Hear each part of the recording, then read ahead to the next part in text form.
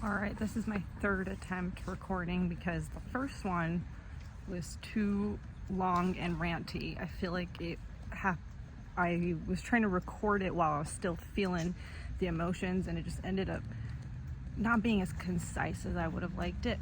Second try, I was walking on a super noisy road, and it was so freaking loud I could barely hear myself speak. I could barely concentrate on my thoughts. It was just right next to all the cars and stuff. So I was like, you know what?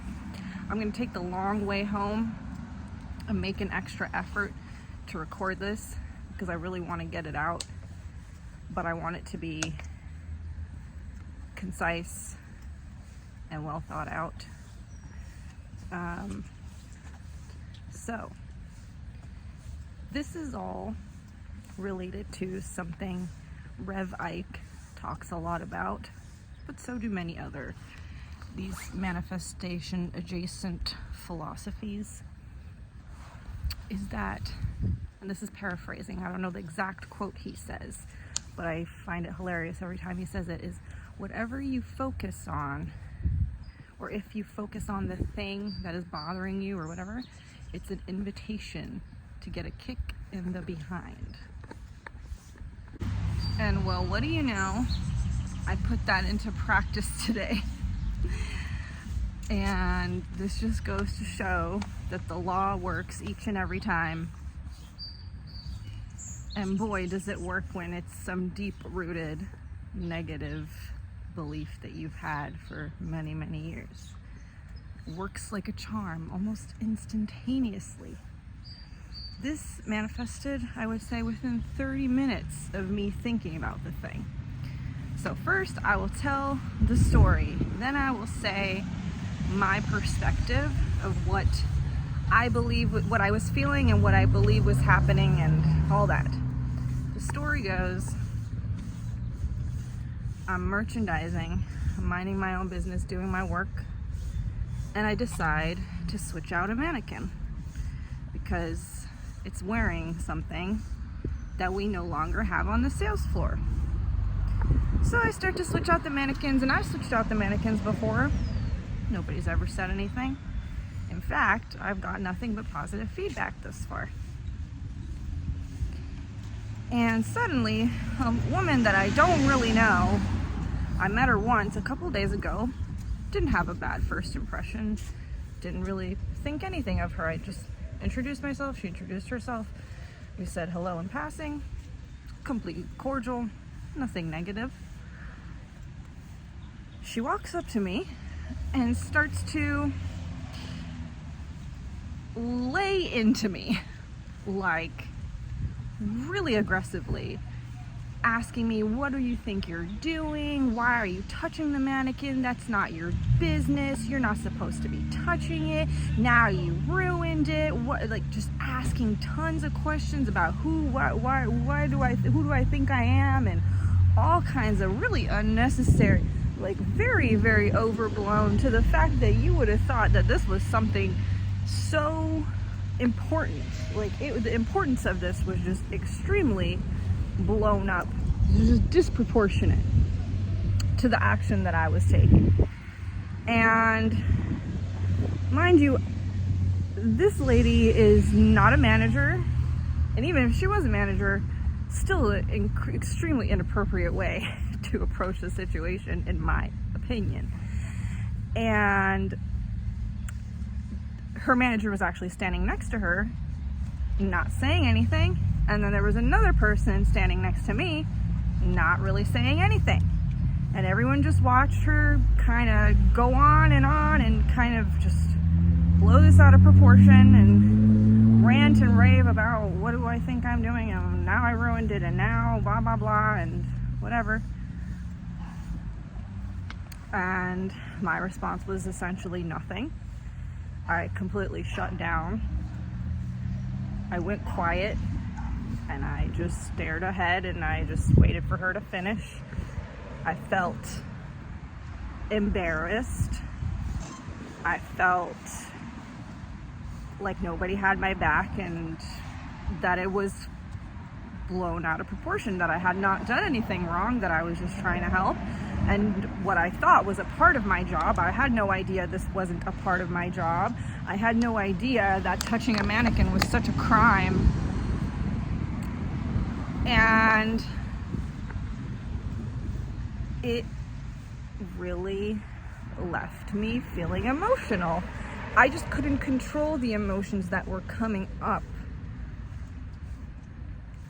And this isn't how I usually, I don't react every time someone has some choice words for me. I don't always react this way. I just had a lady a few days ago, one of my first days of work, just say the craziest stuff. She was from a different, she didn't work at my store, she worked for a brand. And basically what happens is they send these vendors over, and she had come over to look at the brand's display and yada yada, right? Doesn't really matter. The point is, she kind of came at me similarly, but my reaction was completely different. I was trying not to laugh, basically. I was just like staring at her. I was like, okay. First of all, I was like, who are you? In my head, I was like, who is this lady? For the first 5 minutes, I thought she was a customer. And then I found out she's a vendor. And I just thought her energy was very erratic and discombobulated, but I thought it was very funny the way she was talking. And kind of unnecessary, but I was like, hey, I got 30 minutes left of my day, whatever, you know? No biggie, and I even laughed about it the next day. So why did I react so strongly? Why did I have such a strong emotional reaction to this interaction? Well, because I essentially attracted it. Just an hour or 30 minutes before this mannequin interaction with this random lady, I was thinking about how the team that she works on makes me feel othered. They make me feel, like I'm left out, right? Now, the being left out thing, not being a part of a group thing, is kind of a double-edged sword here, because it is a choice. I do not enjoy being a part of groups, because that usually means you have to dress, talk, act, participate, think in a group-like way. Usually there's not really much room for individuality, especially in a workplace clique group environment. So I much rather just do my own thing on my own, which is a part of my job. I get to do that. I get to just chill and do my own thing, and nobody really bothers me. And this was the first time that something like this had happened. And honestly, it's the first time something like this has ever happened. I've never had such a strange altercation, I guess you would call it. Now, I had just been thinking about how that group that she works with is othering me. And it's not just because of made up thought. You know, there's little things that have been happening here and there that I've been giving energy, I've been giving attention to. Instead of just ignoring it, I've been giving it attention. Little things that they've said and done here and there, right? And well, today in the morning, I had let it get to the point where I actually voiced my concerns out loud. And I even texted a friend about it. And I was like, you know, this is something that still bothers me, even though there's a lot of things, a lot of changes I've made, a lot of mind shifts. This is one thing I haven't been able to shake. is this feeling of the othering, the me versus the group, the, oh, if you don't conform, you're not in, the you can't sit with us, so to speak. And it's like, let me just be me without the othering, right?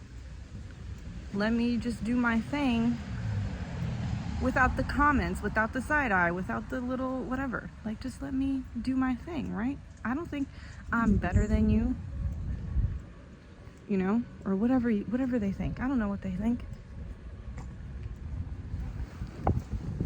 And I let it be voiced. I texted my friend, my only friend that I can really talk to about this, and I let it out. I said, I can't seem to shake this feeling of othering, this clickiness, this workplace clickiness. It's like, normally I'm just doing my thing and I really like it here, but there's this group and I just can't help but feel that vibe from them, right? Now, whether or not the vibe is real or made up or I'm perceiving or whatever, that's irrelevant. What's the issue is what I did with that. Because what I could have done is not acknowledged it, not accepted it, and just moved on with my day. But instead, I voiced it out loud, I wrote it out, sent it, confirmed it as the truth for me, right? And then lo and behold, 30 minutes later, that lady comes sauntering over to come give me a piece of her mind. And by then I just broke. It just brought back all these triggers, all these memories of bullying and being a kid and sitting alone in the bathroom having my lunch, and you know, sitting in the bathroom stall and having to ditch my classes because I'm afraid to go because I'm gonna get bullied, and all those old feelings come back. Even though I'm not necessarily thinking of those scenarios, right? It's just the feelings are etched into my soul. And man, I really had to practice what I preach, and I had to spend at least the next 4 hours just trying to recalibrate my brain and redirect how I'm feeling. First, I had to let it out. I really wanted to cry. I had to let a few tears out. I had to go take a walk. I had to go take my lunch and just sit outside and just zone out. Then when I felt a little bit better, I just went to the stock room and I spent the rest of my shift in there, just sitting around, not really doing much, listening to Rev Ike on repeat, just filling my mind with the good stuff, you know? Just filling my mind. And then, and not really replaying the situation, not really thinking about it. I briefly, in the heat of the moment, thought about going to talk to my manager and seeing what's up, because I know she has my back. But I was like, no. If I go talk to my manager about this, I'm just further perpetuating that what happened is real and what happened really happened. And I'd rather just pretend it never happened. I'd rather just completely move on from it. So what good is elongating the situation going to do? Absolutely nothing. So it took hours, I would say. And it wasn't until I really was on the way home on the bus that I was able to completely flip it in the other direction.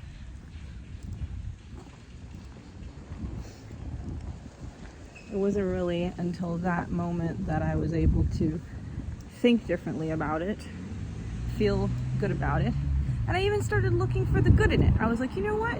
This just proves that manifestation is real. That my thoughts create reality, that I can think something and it can happen 30 minutes later, whether it's good or bad. My thoughts are powerful. It works. And then I started to try to think good thoughts. You know, maybe she was having a bad day. Maybe it wasn't even personal. Maybe that's just how she talks. And I gotta keep my head up high because I'm not gonna be here for very long. Then I started thinking about, because that's another thing, I start to get a little like, oh man, I'm doing this job and I don't even want to be here, and it's like, no. Oh, this is just temporary. I'm just here for a little bit.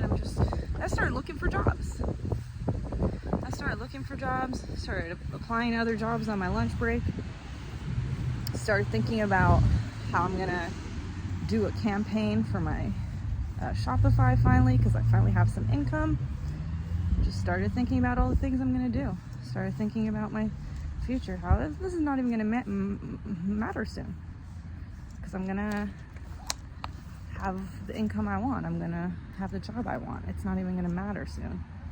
This doesn't even matter now. That's when the thoughts started flowing. But boy, it was not instant. I was not able to do it in the moment. I wasn't even able to do it for a handful of hours. And I turned it around though. The first thing I did, well, besides take a walk around, then I went on my lunch.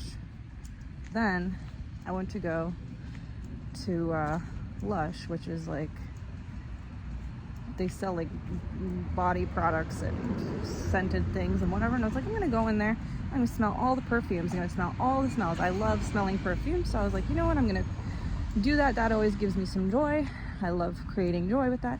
So I went in there, created some joy, chilled on my lunch, bought myself a coffee, bought myself a soup. After work, brought myself a nail polish. I found a $3 coupon and a 40% off nail polish. Ended up paying like $5 for a $14 nail polish, like $4 or something like that. Got a free donut. Got my birthday donut. Just did little things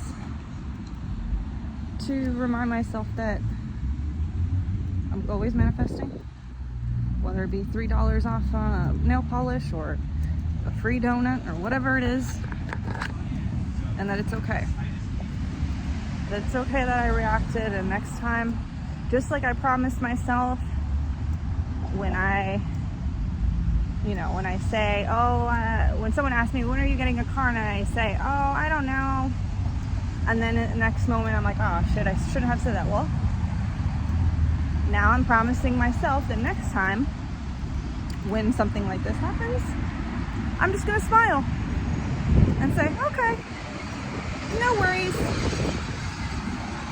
I'm not gonna shut down. I'm not gonna let the person control how I feel. I'm just gonna say, okay, no worries. And smile. Because it is no worries.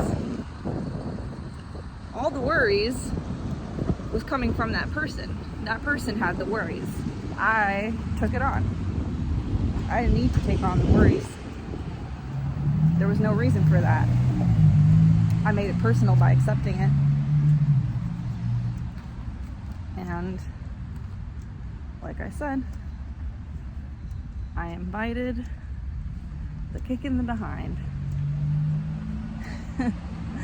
I invited the kick in the behind, and I had to just take it. So that's that.